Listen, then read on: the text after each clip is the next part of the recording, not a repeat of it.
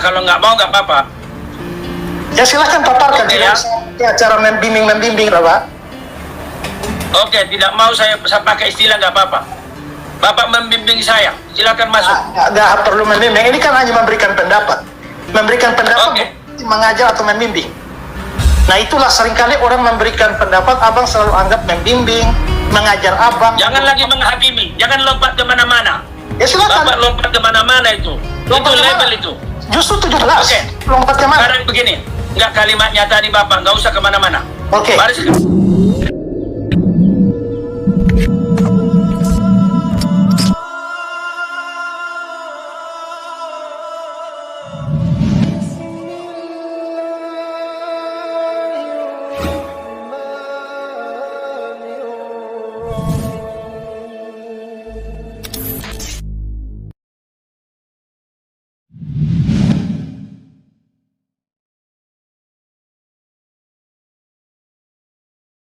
Ya, silakan.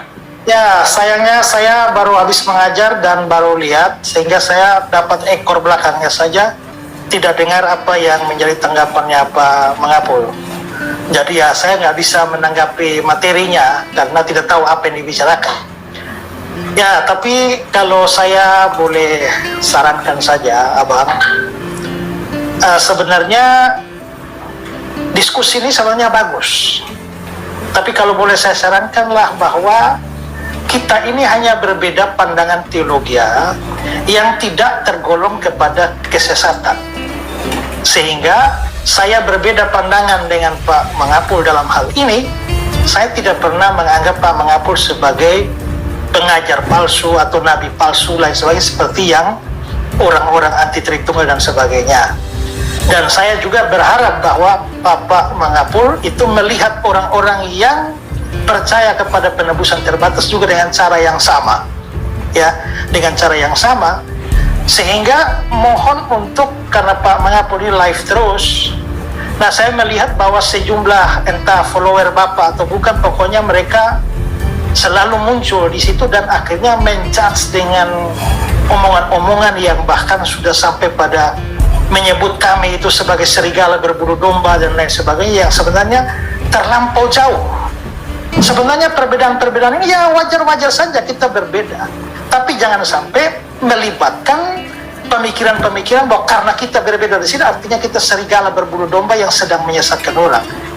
Ya, perbedaan doktrin yang bukan doktrin dasar iman Kristen dalam hal fondasi yang akhirnya membuat seorang dianggap sesat itu harus dijaga.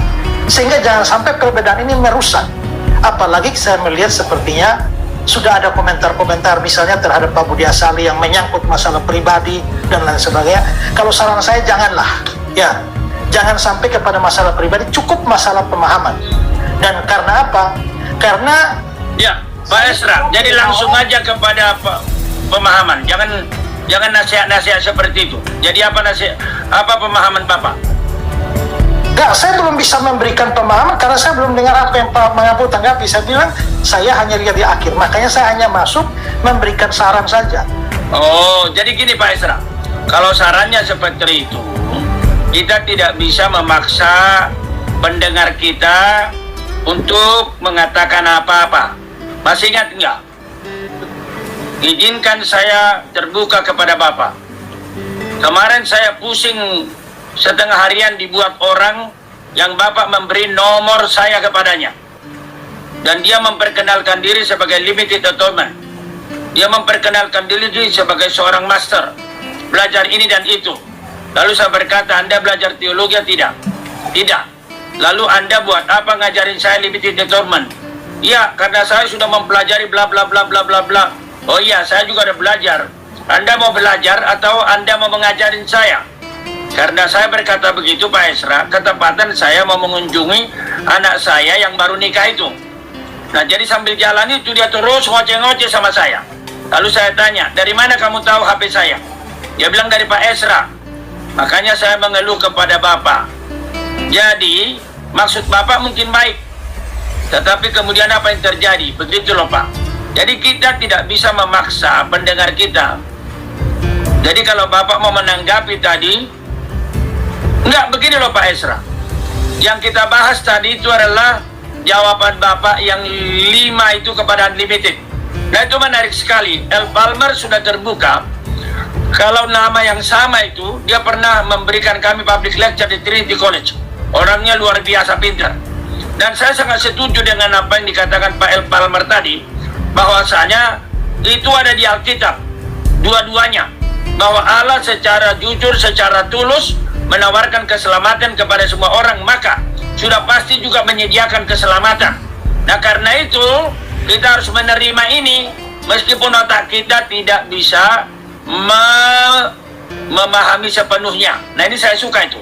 Lalu ada juga tadi, kita harus terbuka kepada kemungkinan-kemungkinan dalam alam. Oh iya, justru disitulah kita belajar teologi itu seperti apa nasihat Karl Barth. Yang sudah jelas terima, tapi yang belum jelas biarkan. Yang sudah jelas itu seperti kata Pak El Palmer, Allah mengasihi semua orang. Saya ini seperti Bapak tahu, saya studi Yohanes, makanya paling bagus sebenarnya kalau ada orang ahli Yohanes ketemu dengan saya. Jadi itu masalahnya, bahasanya berbeda, pendekatannya beda. Misalnya tadi kalau sempat dengar saya bahas Pak David Tong mengatakan biblical theology itu adalah ketika dia ambil Lukas 2 ayat 1, dunia di sana tidak berarti semua. Nah itu bisa dipahami masuk ke Yohanes 1, itu bukan biblical theology. Sekiranya pun ada hubungan Lukas 2 ayat 1 dengan Yohanes pasal 3 ayat 16, itu perlu research. Itulah caranya. Misalnya tadi saya kira Pak David, saya juga baca, maksudnya Pak David Tong itu hanya memberikan perbandingan bahwa kalau Alkitab mengatakan seluruh dunia, dia memberikan perbandingan saja. Iya, tapi perbandingannya salah Pak. Kalau istilahnya Ibu Marito tadi bukan apple to apple. Gimana tadi katamu Ibu Marito? Ya, maksudnya tidak salahnya di mana? Coba tadi Bu Marito, di mana tadi? Ya kalau memang Lukas itu yang ayat 2 Kaisar itu memang untuk orang-orang yang ada di situ, bukan termasuk Jepang, Cina segala macam, iya cocok. Tapi kalau dimasukkan ke Yohanes ya nggak bisa dong Pak, karena Yohanes sendiri punya pengertian tentang dunia itu. Kalau Yohanes sendiri bisa menjelaskan tentang dunia di situ, kenapa kita harus tarik dari Lukas dimasukkan ke Yohanes? Oke, itu kan hanya perbandingan yang beliau berikan bahwa di dalam Alkitab tidak selamanya kata dunia dimengerti. Bahkan juga Yohanes juga tidak dalam penggunaan kata kosmos tidak selalu berarti dunia secara universal. Benar, tadi udah kita bahas Yohanes 1 ayat 10 ada 3 kali kata dunia kosmos. Dua-duanya, tiga-tiganya itu tidak sama.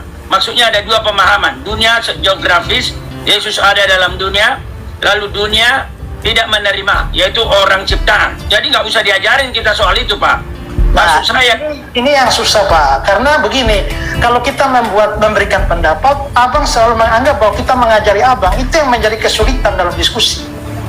Pak Esra, udah. Jadi akhirnya dengan demikian kita mau memberikan pendapat lalu Abang menganggap bahwa sedang mengajari Abang, ya kalau begitu memang nggak ada manfaatnya diskusi. Ya sudahlah, masing-masing yang pandangan sendiri aja. Begini Pak Esra, Lukas 2 ayat 1 itu kan udah jelas-jelas konteksnya adalah kekaisaran Augustus kan dunianya kan. Nah ketika dia membuat itu contoh, dia kan mencoba sedang meyakinkan pembacanya. Begitulah caranya juga Yohanes 1, absolutely mistaken gitu loh. Jadi maksud saya, jangan ambil contoh yang salah menyalahkan orang benar.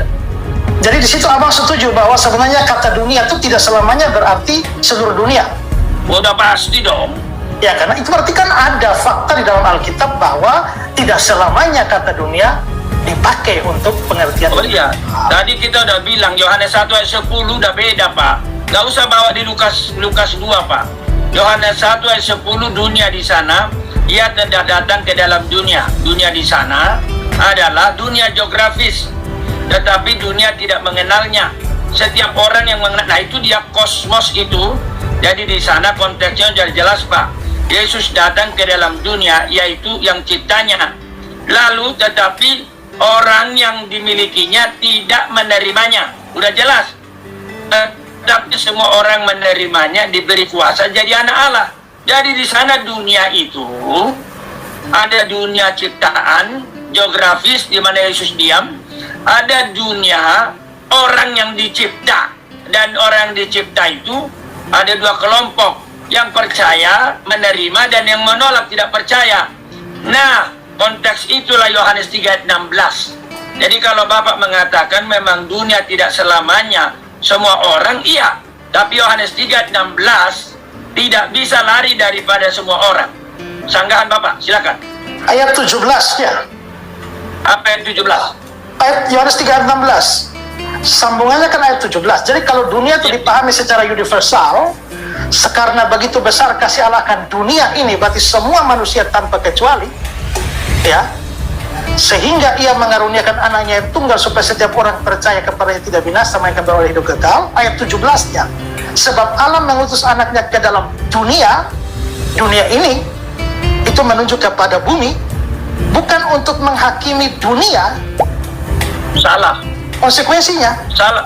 salahnya di mana? Kesimpulanmu salah. Mana salahnya? Logika Bapak yang salah. Di mana salahnya? Logika Bapak salah. Coba ya, saya angkat dulu ya, saya copy ya. Sabar. Saya akan bimbing Bapak memahami ini, asal mau Bapak. Tapi mesti mau. Ya, ini kita diskusi abang, bukan lagi bikin disertasi. Lihat, kalau Bapak mau aja, kalau nggak mau nggak apa-apa. Ya silahkan paparkan, Oke, tidak ya. usah cara membimbing lah Pak. Oke, tidak mau saya pakai istilah nggak apa-apa. Bapak membimbing saya, silakan masuk. Nggak perlu membimbing, ini kan hanya memberikan pendapat. Memberikan pendapat Oke. bukan mengajar atau membimbing. Nah itulah seringkali orang memberikan pendapat, abang selalu anggap membimbing, mengajar abang. Jangan lagi menghakimi, jangan lompat kemana-mana. Ya silakan. Bapak lompat kemana-mana itu. Lompat Itu kemana? label itu. Justru 17. Oke. Lompat ke mana? Sekarang begini, nggak kalimatnya tadi Bapak, nggak usah kemana-mana. Oke.